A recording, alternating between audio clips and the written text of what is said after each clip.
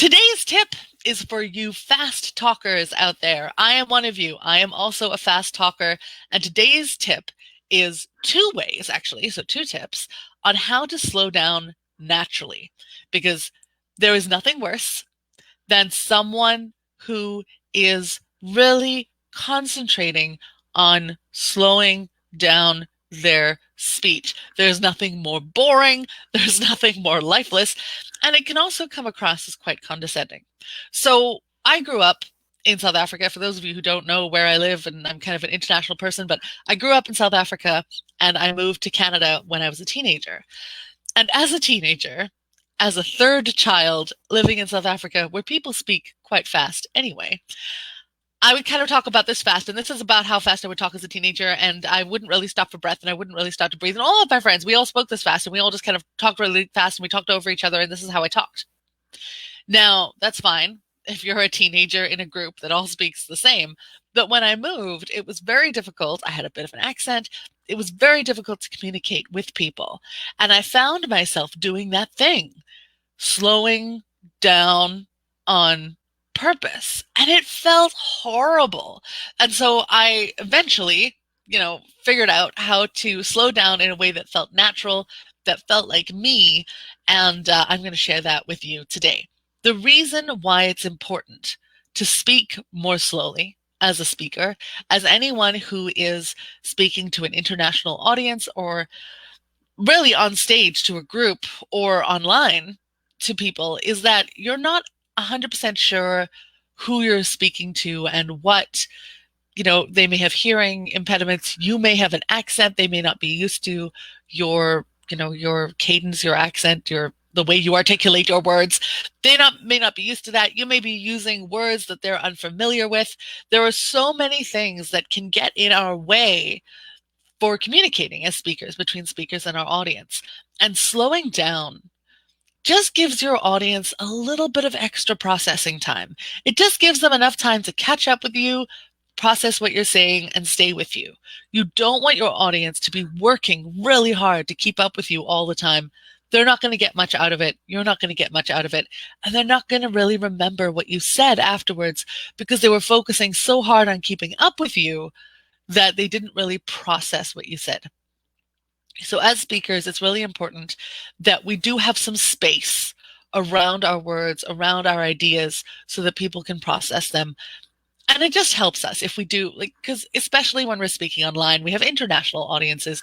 We all have different accents. Everyone's going to be at a different familiarity level with different words.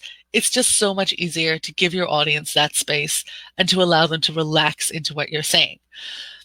So that's why it's important. But we can't do it in this kind of condescending, really even way because it feels awful for everybody. It feels awful for the audience. It feels awful for the speaker. You can't really keep it up. So here are two natural ways that you can slow down your speech and still feel energized and still feel excited. The first easiest thing is to over-articulate. So really use all of your muscles in your face when you're speaking. This will be easier for kind of probably North American native English speakers than other accents, because some accents don't use the facial muscles. They're not as muscular in the face. But I can guarantee that if you over-articulate when you speak, you are going to slow down.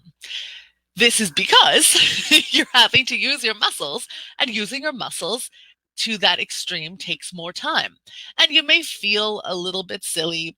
It often usually comes across more as an animated speaker than someone who's making a fool of themselves, to be honest.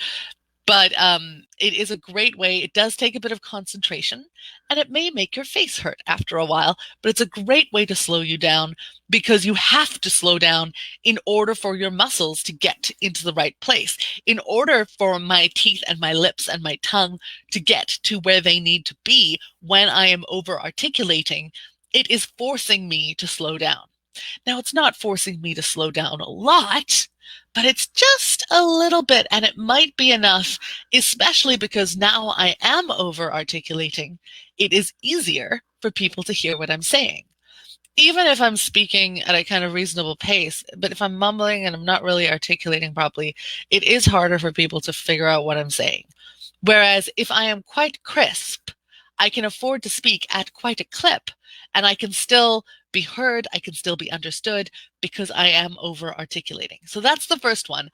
Over articulate, it slows you down on a muscular level and it heightens the crispness and the clearness of your language. So even if you are speaking a little fast, it's easier for people to keep up with you. So that was the first one. Our second tip is to breathe. Because when I was a young gal speaking at a mile a minute, what I would do is I would take a big breath in at the beginning and then I wouldn't breathe again. So I would just use everything that I wanted to say would be on one breath. And I would just talk and talk and talk and talk. And I would talk until I was finished because I couldn't stop. Because if I stopped, someone else might come in and then I might never have a chance to speak again. And so that is why my speech was so fast, because it was all happening on one breath. That's a really bad habit. Yes, I'm breathing deeply at the beginning. Fantastic. Nice big breath at the beginning. But the continuance of saying everything on that one breath means that I'm only letting out a tiny little bit of breath. I'm holding all my breath back and I'm only letting out enough to actually make the words. I'm not using my full breath. I'm not enjoying my breath. I'm holding it all back and I'm speaking as fast as I can and I'm holding all my breath inside and I'm just letting out a tiny little bit at a time. I hope that makes sense. So the opposite of that, the healthier, slower, easier to understand habit is to breathe more often. And yes, you do still want to breathe deeply because the more shallowly you breathe, the less air is coming out of your mouth and the faster you will be tempted to speak. It doesn't always need to be a huge breath, but the more often you breathe, the easier it is to parse your grammar.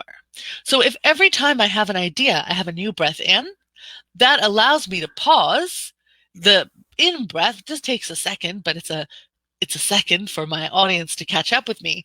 And it separates my ideas. I don't know if you noticed, but when I spoke all on one breath, if I speak all on one breath, all of the ideas kind of mush together, and it doesn't matter really what I'm saying. I can talk about 3 different topics in one breath, but they all sound the same.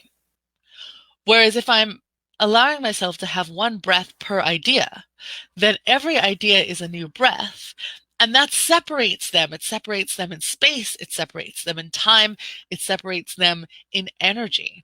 And every idea that I have is on its own.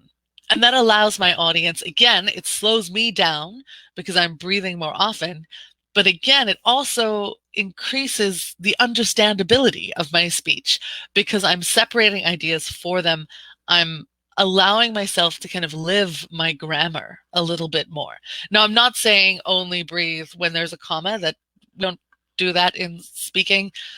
If you're reading something out loud or if you're singing, that's different. But you don't obey grammar when you're speaking. Breathing was invented before written commas and periods and things were invented. You're going to breathe more often than there are commas or periods because written language has evolved in a way to be kind of more academic in these longer sentences.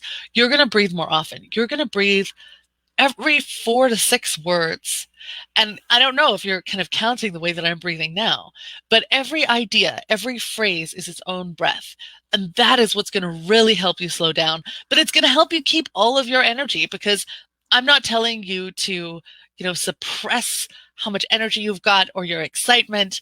I just want you to allow your breath to flow more freely and just allowing that physical movement of the breath from inside to outside and from outside to inside your body, every time the breath is moving, that slows you down without you having to think about it. So now I can concentrate more on what I'm saying. I can concentrate more on the expression that I am using instead of trying to slow down so that people will understand me. I hope that makes sense. If you have any questions, please just let me know. Just comment questions below and I will answer them. I know this kind of breathing more often is quite uncomfortable for a lot of people because of the way we read, because of, you see a period or a full stop and you're like, that's where the breath is supposed to be. But that's really not the way that we live. It's not the way that we speak naturally. And so the more you can kind of honor each idea that you have, the more you can bring a little bit of different life into each idea, the more engaging your speech will be, the easier it will be for people to follow you, and the more articulate you are, the easier it will be for people to understand you as well. So that is my tip for how to slow down if you are a fast talker. Don't force it. Don't think about it too much. Focus on letting each idea breathe and focus on being really articulate, and it'll be no problem.